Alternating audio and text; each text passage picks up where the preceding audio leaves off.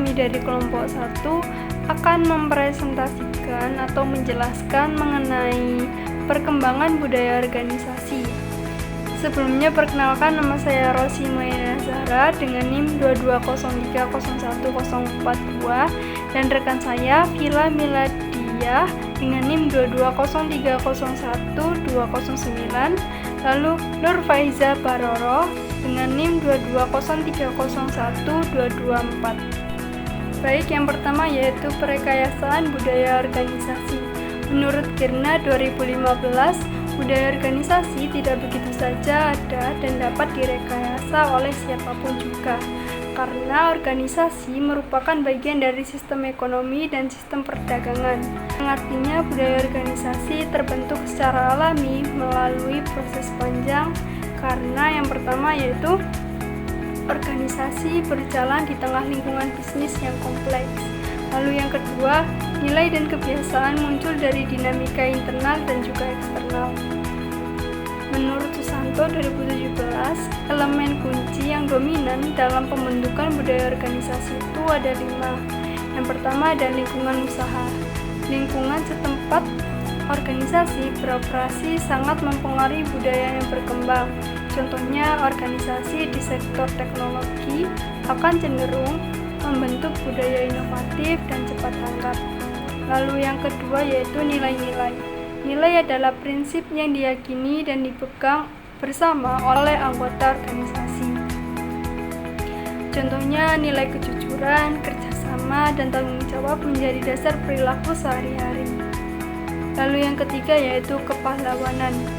Figur-figur dalam organisasi yang dianggap berjasa atau menjadi panutan akan mempengaruhi budaya.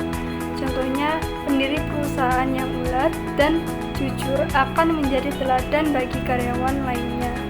Lalu yang keempat, upacara atau tata cara. Ritual atau kebiasaan organisasi dalam menjalankan aktivitas formal maupun informal. Contohnya, rapat pagi, penghargaan bulanan, atau perayaan hari ulang tahun perusahaan. Lalu yang kelima yaitu jaringan kultural. Jaringan hubungan antar individu dalam organisasi yang membentuk norma dan juga komunikasi. Contohnya, relasi antara manajer dan staf yang terbuka dan mendukung akan menciptakan budaya komunikasi dua arah. Lalu yang selanjutnya yaitu perekayasaan budaya organisasi. Budaya organisasi adalah sebuah karakteristik yang dijunjung tinggi oleh organisasi dan menjadi panutan organisasi sebagai pembeda antara satu organisasi dengan organisasi yang lain. Budaya organisasi dapat direkayasa dikemukakan oleh Kadir yang menyatakan berbagai kondisi, diantaranya yang pertama yaitu proses perekrutan, penempatan, dan pengembangan SDM yang terencana. Budaya bisa dikembangkan melalui pemilihan SDM yang sesuai dengan karakter organisasi. Lalu yang kedua yaitu penempatan sistem gaji dan pengupahan yang layak dan bersaing. Upah yang adil akan menumbuhkan budaya kerja yang sehat dan juga loyal. Lalu yang ketiga yaitu penciptaan lingkungan kerja yang menarik dan juga kondusif. Lingkungan kerja fisik dan sosial sangat berpengaruh pada pembentukan kebiasaan positif. Lalu yang keempat yaitu program pendidikan dan pelatihan yang terencana. Pelatihan memperkuat nilai-nilai organisasi yang akan diterapkan dalam pekerjaan. Lalu yang kelima yaitu pembinaan kerohanian dan kegiatan sosial. Ini yang membentuk budaya organisasi yang berakar pada nilai kemanusiaan. Lalu yang keenam yaitu penentuan tujuan dan sasaran yang jelas. Budaya organisasi tumbuh lebih terarah jika semua anggota memahami tujuan bersama. Tumbuh dan berkembangnya budaya organisasi. Tumbuh dan berkembangnya budaya organisasi melalui beberapa tahapan. Yang pertama ada pendiri memiliki gagasan berupa visi dan misi organisasi. Budaya mulai tumbuh dari ide awal yang dibawa oleh pendiri. Lalu yang kedua yaitu pemilik berusaha mewujudkan kepercayaan pada posisi strategis dan menentukan kebijakan strategis melalui penerapan konsep requisite organization atau RO.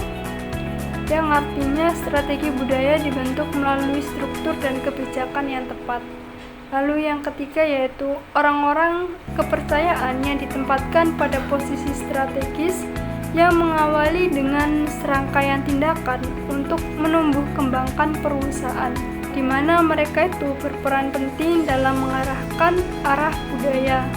Lalu yang keempat yaitu orang-orang lain dibawa ke dalam perusahaan untuk bekerja secara bersama-sama dengan pemilik, staf administrasi, dan juga buruh, di mana budaya menyebar lewat interaksi antar anggota organisasi.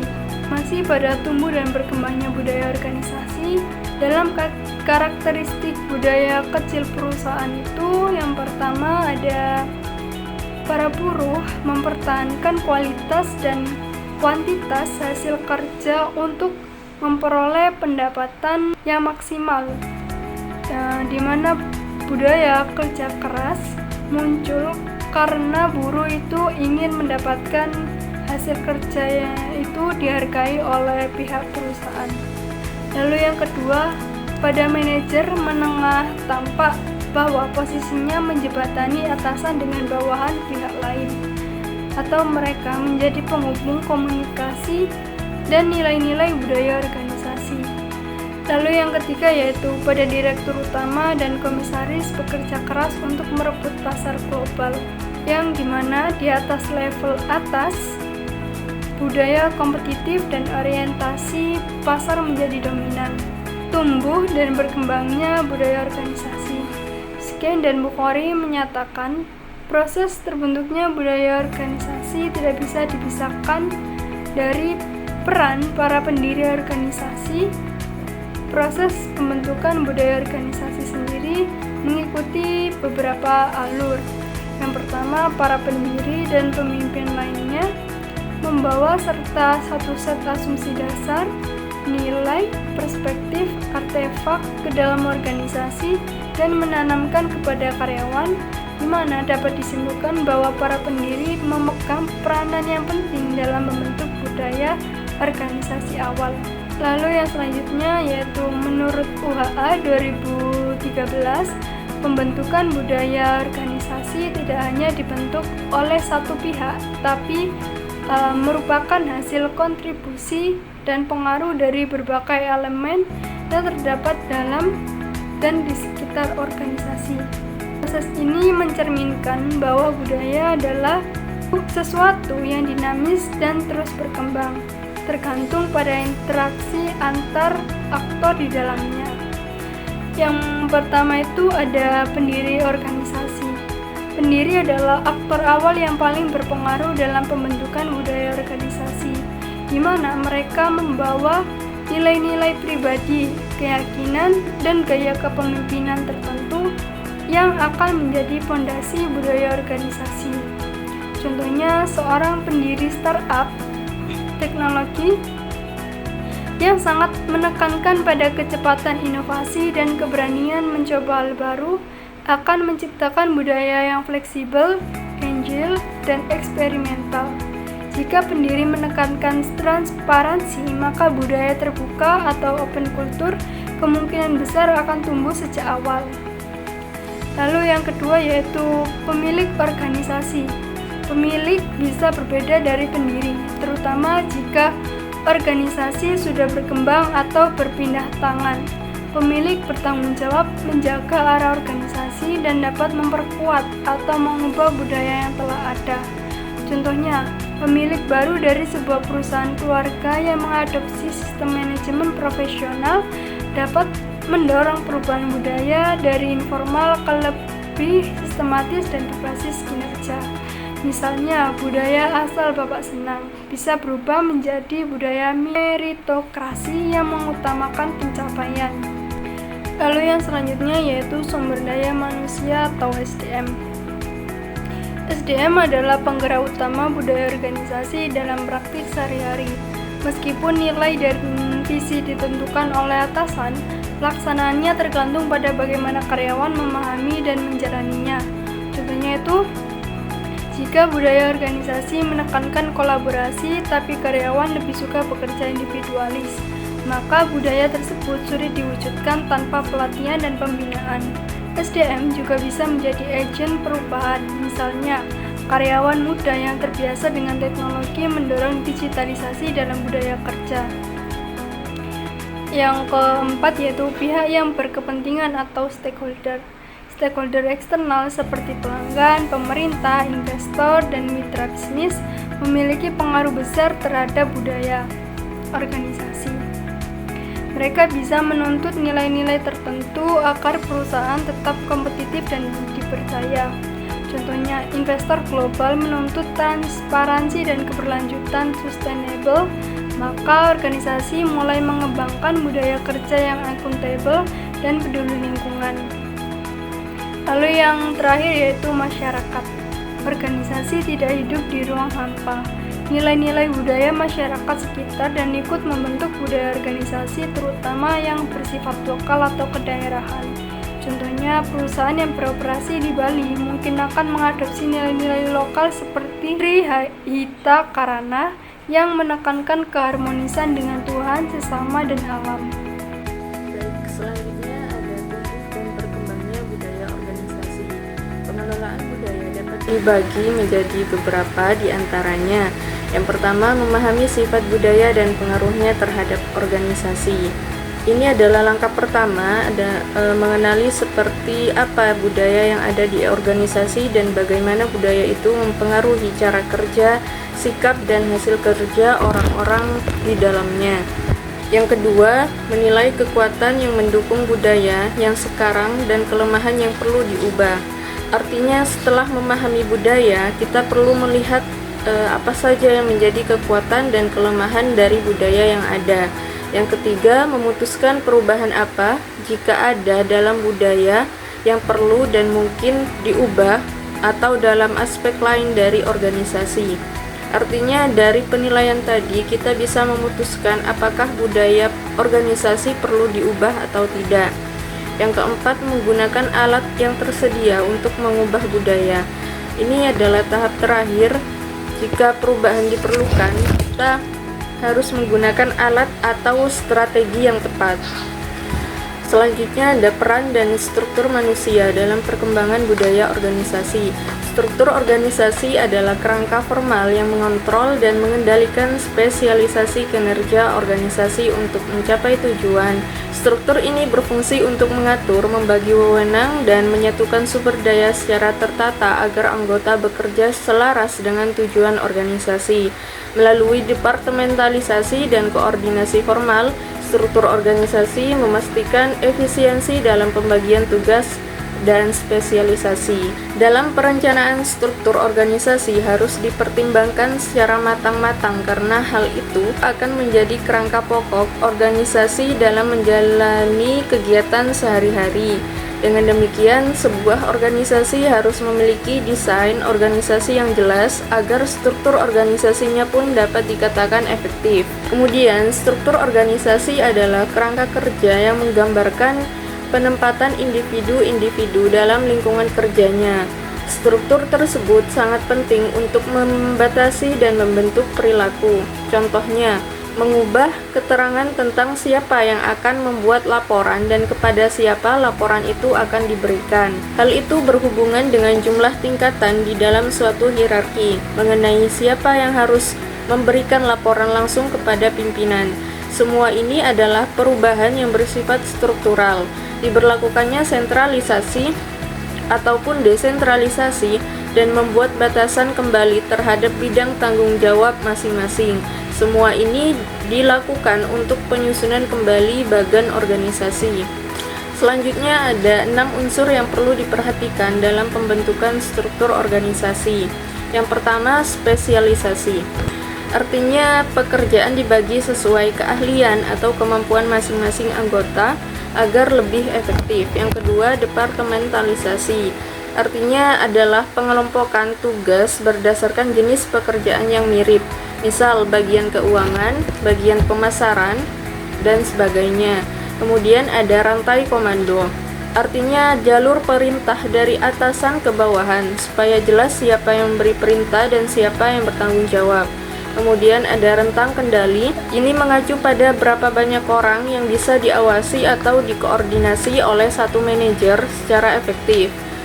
Kemudian ada sentralisasi dan desentralisasi. Sentralisasi artinya keputusan penting dibuat oleh pimpinan pusat. Kemudian desentralisasi artinya sebagian wewenang diberikan ke pimpinan di tingkat bawah.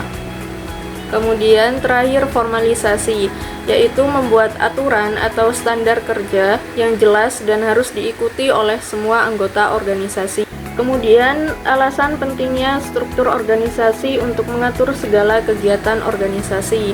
Yang pertama yaitu manajer harus tinggal di dalam bangunan struktur yang disusun, sehingga struktur yang dibuatnya dapat memberi kebebasan atau membatasi gerak dirinya sendiri maupun para anggotanya. Manajer tidak bisa membuat aturan atau sistem organisasi, lalu bertindak seolah dia tidak terikat olehnya. Ia juga harus mengikuti struktur itu, karena struktur tersebut bisa membatasi atau memberi kebebasan, baik bagi dirinya maupun anggota timnya. Yang kedua, struktur organisasi merupakan pegangan atau kendali yang bisa diputar-putar oleh manajer untuk mengubah dan mengembangkan pelaksanaan kerja organisasinya. Maksudnya di sini adalah struktur organisasi bisa diibaratkan seperti pegangan kemudi. Manajer bisa mengatur arah kerja organisasi dengan mengubah struktur tersebut agar pelaksanaan kerja menjadi lebih baik atau sesuai kebutuhan. Kemudian yang ketiga ada struktur organisasi dapat mempengaruhi perilaku individu-individu yang bekerja di dalamnya. Dengan mengubah struktur maka dapat mengubah perilaku. Artinya, cara organisasi disusun bisa memengaruhi cara kerja dan sikap pegawainya. Jika struktur diubah, maka cara berpikir dan bertindak pegawai juga bisa ikut berubah. Selanjutnya ada preferensi manajer dan karyawan dalam mempertahankan budaya organisasi. Proses tumbuh dan berkembangnya budaya organisasi melalui proses panjang dan penuh tantangan. Organisasi tersebut berpengaruh pada keberadaan budaya organisasi, sehingga budaya organisasi selalu diperbarui sehingga bersifat adaptif dalam menghadapi tantangan lingkungan. Manajemen budaya bertolak dari anggapan dasar, yaitu yang pertama, budaya adalah program mental kolektif. Budaya adalah program mental kolektif, jadi budaya dapat diprogramkan atau dimanajemeni. Budaya terbentuk dari cara berpikir dan kebiasaan bersama dalam suatu kelompok atau masyarakat. Karena terbentuk dari pola pikir dan kebiasaan, maka budaya ini bisa diprogram atau diatur seperti halnya kita mengatur sebuah sistem. Yang kedua, nilai bisa berubah. Artinya budaya pun bisa diubah atau bisa berubah sebagai proses manajemen budaya. Budaya tidak bersifat tetap atau kaku jika nilai-nilai yang dianut oleh masyarakat berubah. Perubahan ini bisa terjadi secara alami atau dilakukan secara sengaja melalui proses manajemen budaya, yaitu usaha sadar untuk membentuk, mengembangkan, atau mengubah budaya demi tujuan tertentu. Selanjutnya ada bagaimana cara untuk memahami budaya organisasi. Yang pertama, mengamati secara langsung budaya oleh orang luar. Kemudian melakukan riset survei dan wawancara. Ketiga, memeriksa dokumen organisasi. Dan terakhir, menilai budaya organisasi dari anggota. Budaya organisasi selalu diperbarui sehingga bersifat adaptif dalam menghadapi tantangan lingkungan. Sebagai salah satu organisasi, sejarah organisasi tidak dapat dan tidak seharusnya dipisahkan dari sejarah pengabdian keluarga. Dari sistem budaya organisasi di Indonesia secara empiris beraneka ragam. Sistem budaya masyarakat mau tak mau pasti akan mengaruhi sistem budaya organisasi. Budaya organisasi dapat stabil beberapa waktu tetapi tidak pernah statis. Persaingan dalam lingkungan bisnis yang cepat berubah memaksa grup atau pemimpin mengevaluasi kembali nilai dan budaya lama dan keharusan mencari cara baru untuk berbuat sesuatu yang pada akhirnya menciptakan budaya baru. Yang selanjutnya ada preferensi manajer dan karyawan dalam mempertahankan budaya organisasi. Manajemen memiliki peran yang sangat krusial dalam membentuk dan mengelola budaya organisasi. Mereka bertindak sebagai arsitek yang merancang dan membangun fondasi budaya, sekaligus sebagai pemimpin yang menginspirasi dan mengarahkan seluruh anggotanya untuk bergerak menuju tujuan bersama. Mendefinisikan arah visi dan misi yang jelas menjadi landasan bagi budaya organisasi tersebut. Menghargai dan mengakui karyawan juga merupakan langkah penting untuk memelihara motivasi dan komitmen mereka terhadap organisasi. Pengakuan atas kinerja dan kontribusi karyawan tidak hanya memberikan mereka rasa dihargai, tetapi juga memperkuat budaya kerja yang positif. Budaya organisasi sangat mempengaruhi kinerja sebuah organisasi.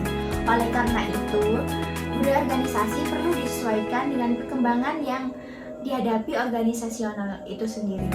Ada beberapa implikasi penundaan perubahan budaya organisasi. Yang pertama, rendahnya moral staff. Yang kedua, pergantian staff tinggi. Yang ketiga, meningkatkan keluhan pelanggan. Yang keempat, kehilangan bisnis peluang. Yang kelima, rendahnya produktivitas. Yang keenam, lambatnya respon terhadap perubahan. Yang keenam, rusaknya kinerja perusahaan. Dan yang terakhir, perilaku dan praktik tidak sehat di tempat kerja. Yang selanjutnya ada langkah-langkah menuju perubahan organisasi. Yang pertama, dengan cara menetapkan visi yang jelas dan arah yang strategis. Yang kedua, mengembangkan pengukuran kinerja yang jelas. Yang ketiga, tindak lanjut menuju pada pencapaian tujuan. Yang keempat, menghargai kinerja atas dasar keadilan. Yang kelima, menciptakan lingkungan kerja yang terbuka dan transparan. Yang keenam, menghapus politik dalam perusahaan. Yang ketujuh, mengembangkan team spirit yang kuat melalui sejumlah core values.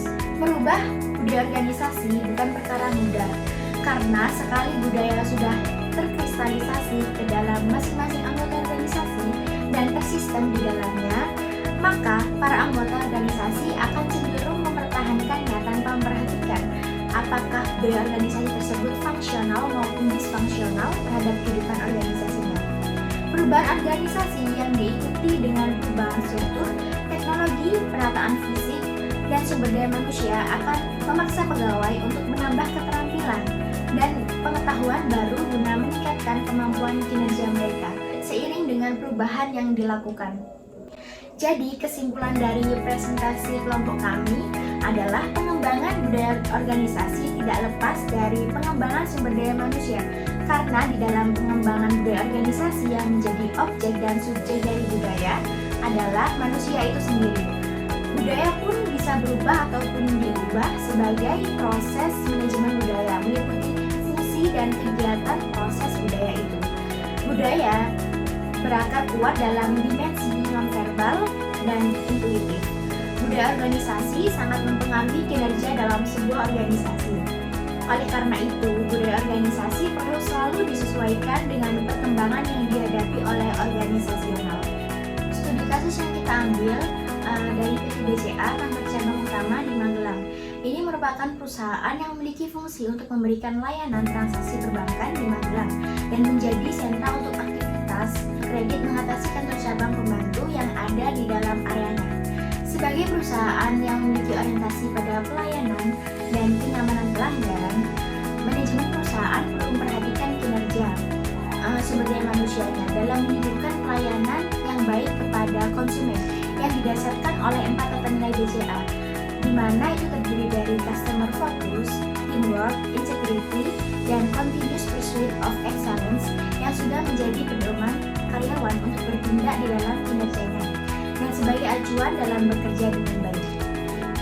Fenomena budaya organisasi yang dapat ditemukan adalah beberapa karyawan kurang memahami 4 tata nilai yang ada pada perusahaan, khususnya terkait teamwork.